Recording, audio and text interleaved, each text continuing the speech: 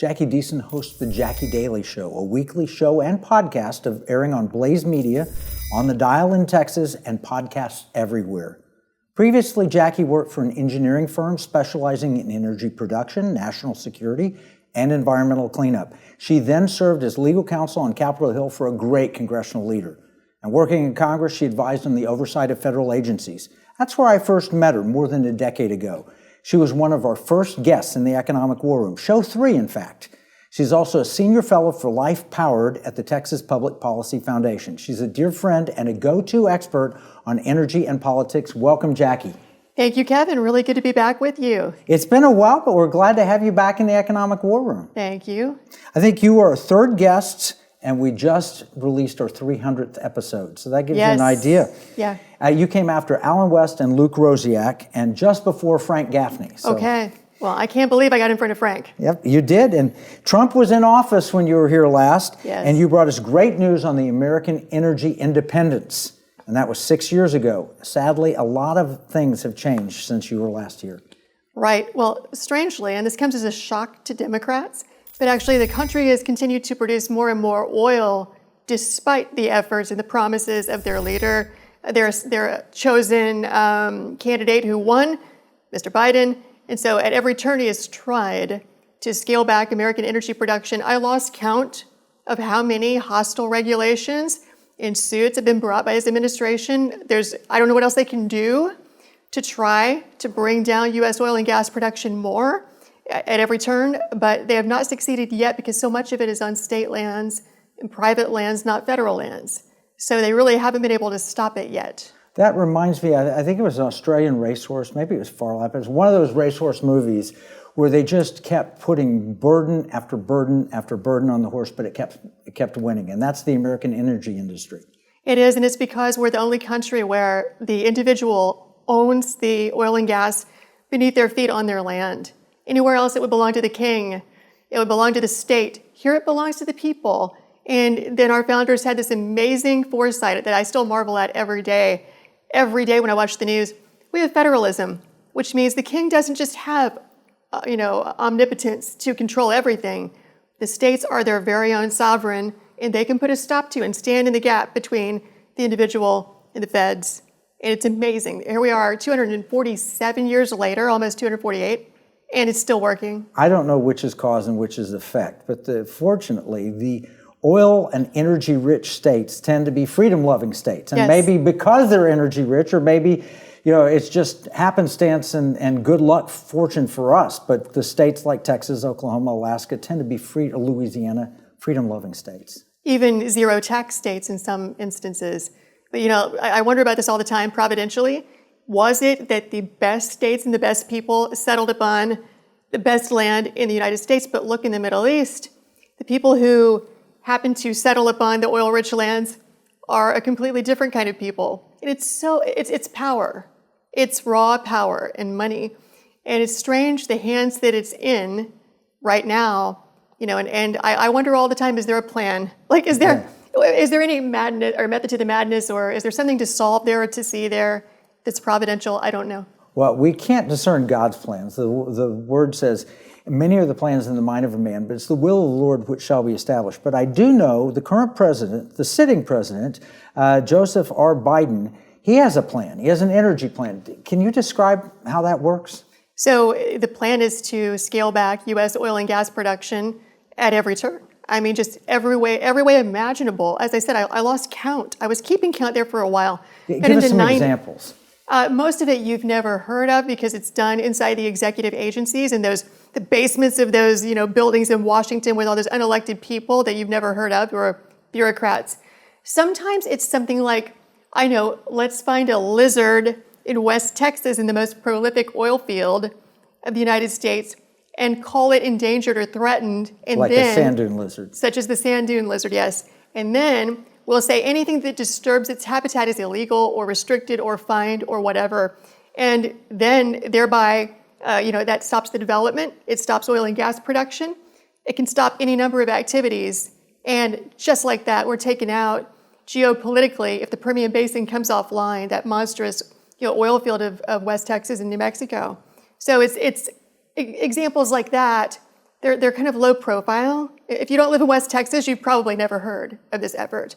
People there know all about it. Well, I spoke to a representative from Alaska, a state representative, and she was talking about the efforts that they're doing there to stop Alaskan energy production. And they've been doing that for years. You know, it's going to kill a certain type of wildlife, which actually the caribou are more prevalent because of the heat coming from the pipeline than ever in history. There's more caribou, not fewer. But it's things like that. Right. Or lying about polar bear populations, which now are doing amazingly well.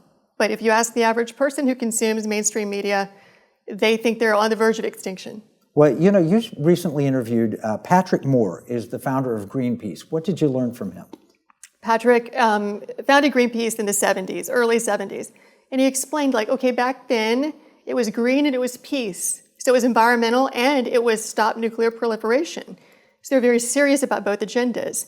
And he went through all the accomplishments he was very proud of, like saving the whales and the baby seals and the things we remember from the 80s and 90s.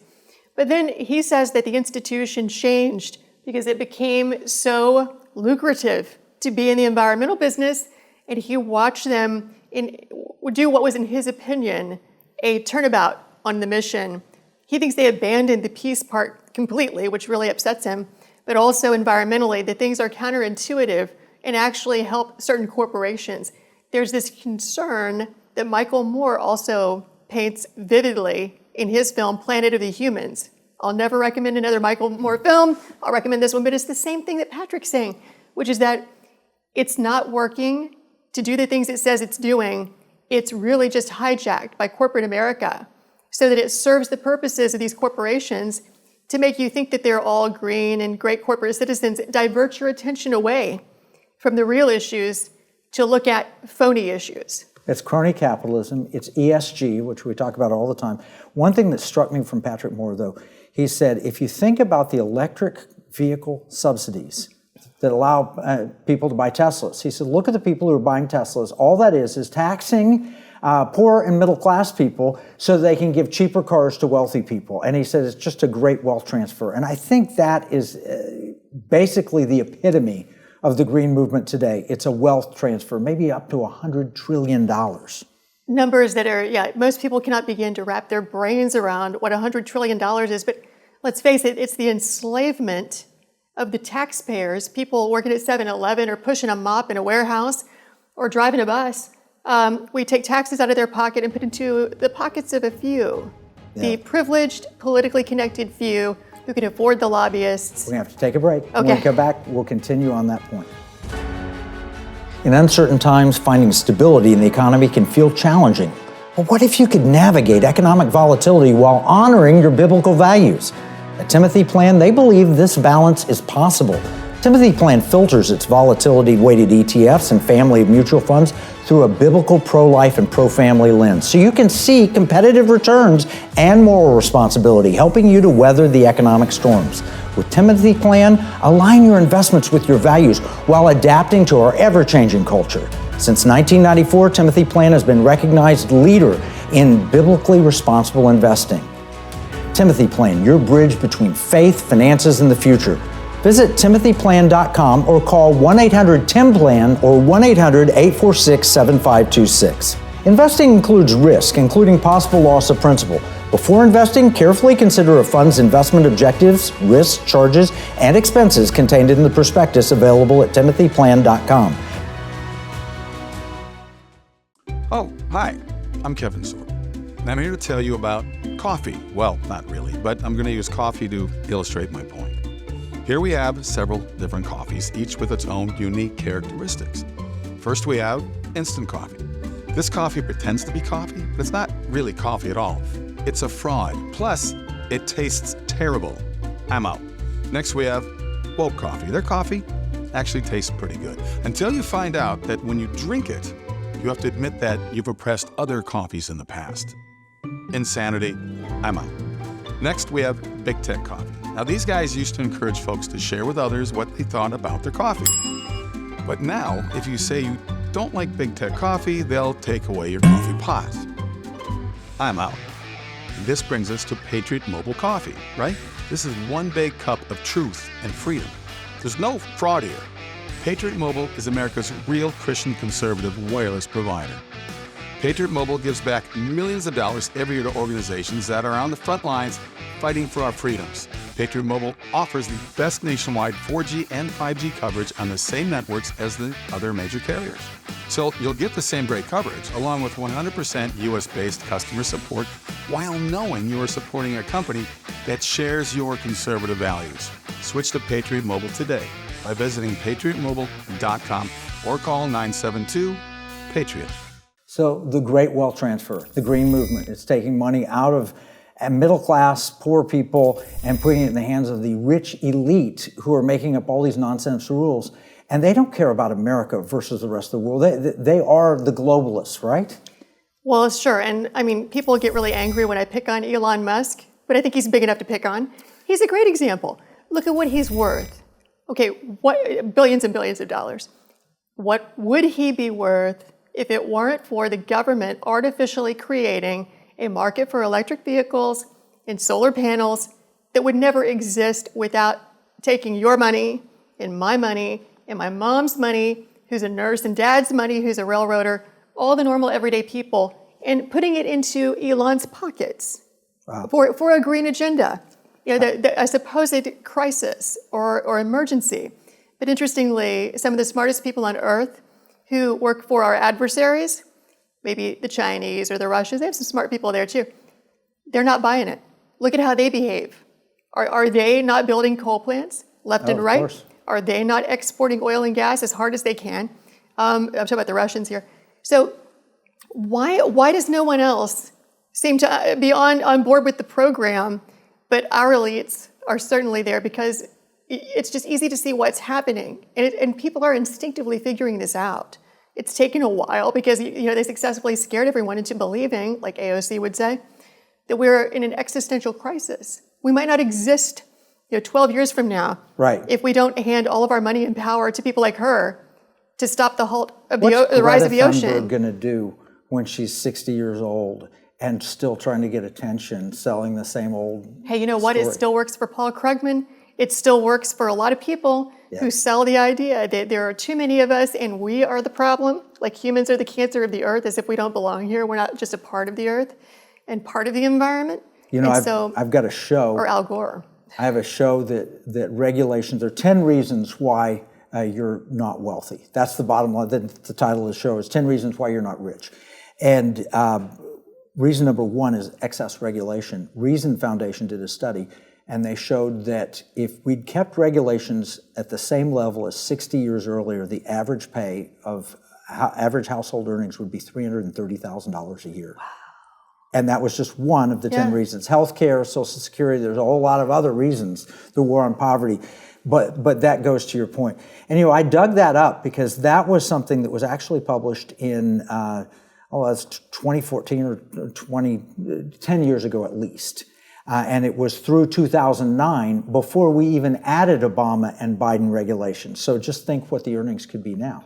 But you reached out to me, emailed and said, hey, what's this show? And I was like, what are you talking about, Jacki? You were watching some of our earliest episodes because we just put them on Rumble so that people could see them. We just made them free outside the paywall from Blaze and put them on Rumble. And you reached out. So you binge watched Economic War Room? I did. I scrolled through literally 3 years of Economic War Room, and I was like highlighting things I wanted to save and watch for later because I didn't have time to watch all that much Economic War Room. I'm like, ooh, that's a good one. I want that one. Ooh, I love that one. Okay, I love that guest. So I just kept. So what caught your eye when you were going through that? What? Now you ask me this. This was been like a month ago, but I mean, I think there were things like I love modern monetary theory debunked. Okay. Anything like that, where you're debunking the.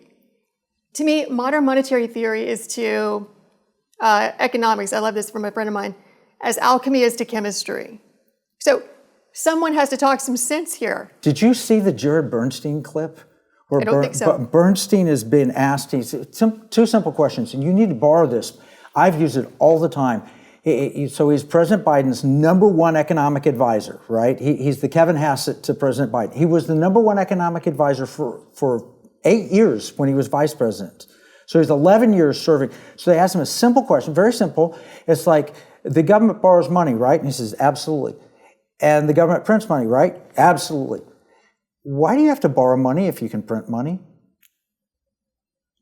He is completely dumbfounded as to why that is. And it's all based on modern monetary theory and a lack of understanding of what it means to have a central bank. Because we print money, but then we borrow money. And he cannot answer the question. It's hilarious. I will look it up. You should absolutely look it up. All right, so you've interviewed a lot of great people on the Jacki Daily Show, and you've been doing that for 10 years. 10 years. Tell me about some of your favorite interviews. So when it first started, I had just left Capitol Hill. So I could get senators on the show. I mean, I still can. I had dinner last night with Eric Schmidt from Missouri, which was cool. Oh, yeah. So I can still lure in members of the Senate, which is fun. David Vitter was a great guest back when he was heading up the Environment and Public Works Committee in the Senate. Daryl Issa was a great guest. I have filmmakers, Phelan McAleer. I don't know if you know Phelan from Underreported Story Society. If you don't know him, check him out. Okay.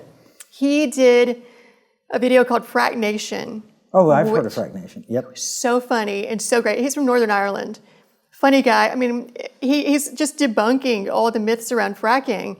And in Pennsylvania, a woman had a lawsuit about her water being poisoned. She pulled a gun on him, I think, in the film. He's like reported on the troubles in Northern Ireland. So he's done some dangerous stuff. But he's wonderful, a truth teller. And he, anyway, there are so many things we could talk about, but he's wonderful. People like that whose work needs to be highlighted, like the world needs to know more about certain people who need to like break out and be influencers. So I love helping other people. Well, you helped me early on. When I first had my Pentagon research, you had me, again, that was Las Colinas too. That's right. You were right there on the canal, and I went down and got interviewed there. That's back when we were on KLIF Dallas, which is the first station to ever play the Beatles. So I was on like terrestrial broadcast radio, and still am, but not there anymore. Yeah. But yeah, that was 10 years ago, is how long ago that was. That was in the Kid Craddock studios. That's where you were. How can people follow what you're doing now? So now the easiest thing to do is go to jackidaily.com, my website. So Jacki with no E, daily like every day. From there you connect to the X account, which is at Jacki Daily Host, Facebook, Truth Social, Rumble, all the things. Yeah. And subscribe for free just about anywhere that quality podcasts So are almost found. every podcast offering you can get, Spotify and things like that. Yes, and theblaze.com /radio, so the Glenn Beck's outlet. And terrestrial? Terrestrial is out in the Permian Basin. There are 10 counties I broadcast to out there. You've got to be a hero in the Permian Basin. I'm popular. When I go out there, you know what's funny is like I will go into a building and just be talking, I talk loudly, and someone will recognize my voice and walk up and say, "Are you Jacki Daily?" Yeah. And I'm like, "How do you know that?" Because I don't do a lot of video. I do mostly audio, Yeah. So how do they know what I look like? I think I'm anonymous, but I'm really not. The voice apparently is recognizable. The voice is distinctive. All right, we're going to need to take another break. When we come back, I want to talk about the petrodollar and the impact that's going to have on the American economy and our viewers' futures. Here's a $10 bill. It's got the picture of Alexander Hamilton on the front of it. It's kind of sad. When I was 10 years old, everything that I could buy for $1 now costs about $10. That's the cost of inflation. It's just paper. It's not backed by anything. You can't exchange it for gold and silver. You used to, but you can't do that anymore. And that's unfortunate. Pirates wouldn't accept this. Pirates, they wanted gold and silver. Patriots, the founders of this nation, also wanted gold and silver coin. In fact, they put a provision in the Constitution, 17 words, that said states could only make gold and silver coins tender within the states. That's why I wrote this new book, Pirate Money, Discovering the Founders' Hidden Plan for Economic Justice and Defeating the Great Reset. It will explain exactly the history of money and exactly why gold and silver coins can be made modern with new technology and a useful monetary system. PirateMoneyBook.com.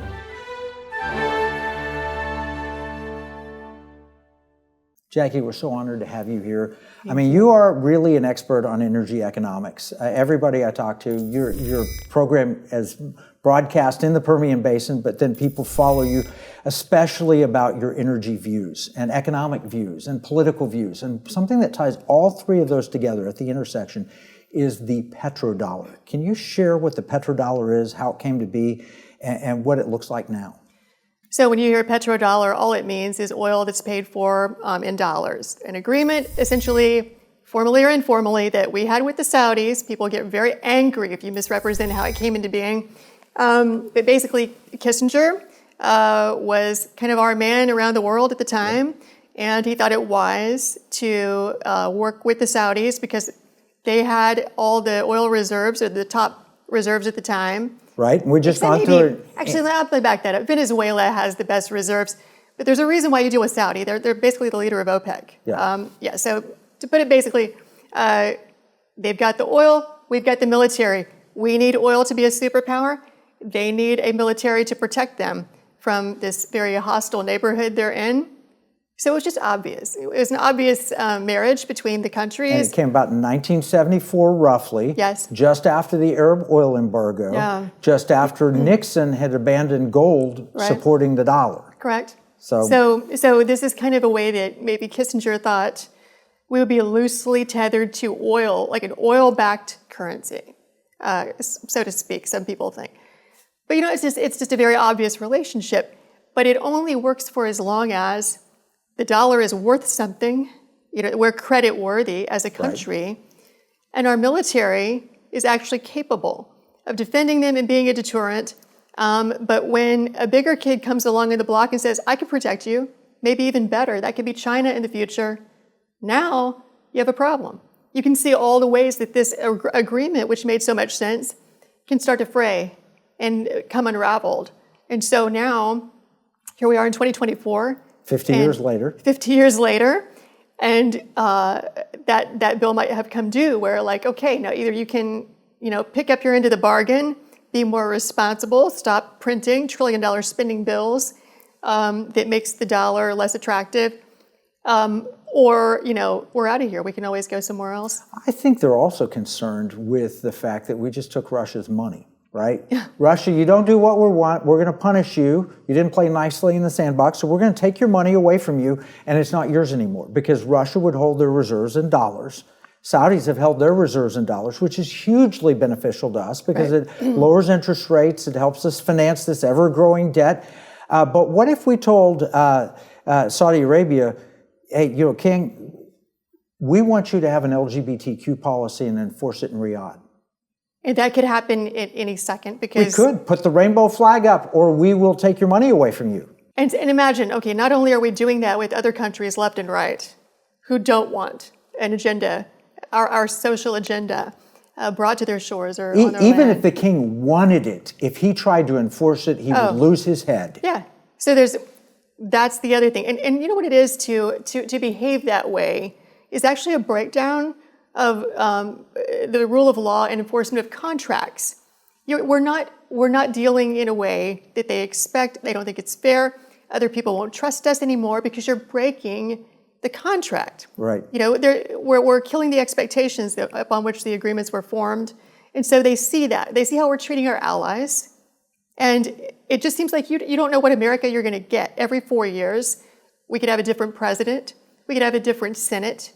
Every 2 years, a third of them are up. So how do you know who you're dealing with? We used to. When you were working in Congress, it used to be politics stopped at the water's edge, and we were united on foreign policy. That's not true any longer. No. I mean, I remember right after 9/11, the country was basically united. I remember something like 87% of New Yorkers in a poll said we should find the people who did this, hunt them down and kill them. Those were the words. We hunt them down and we kill them. It's amazing how having a common enemy can cement a people. But now look at how divided we are and how polarized it is. We're even divided over whether or not Israel has a right to hunt down and kill the people that killed them on October 7th. Sure. Even that anymore, the most basic, I mean, at some point, when do you cease to be a people when you cannot agree on things like due process and the rule of law?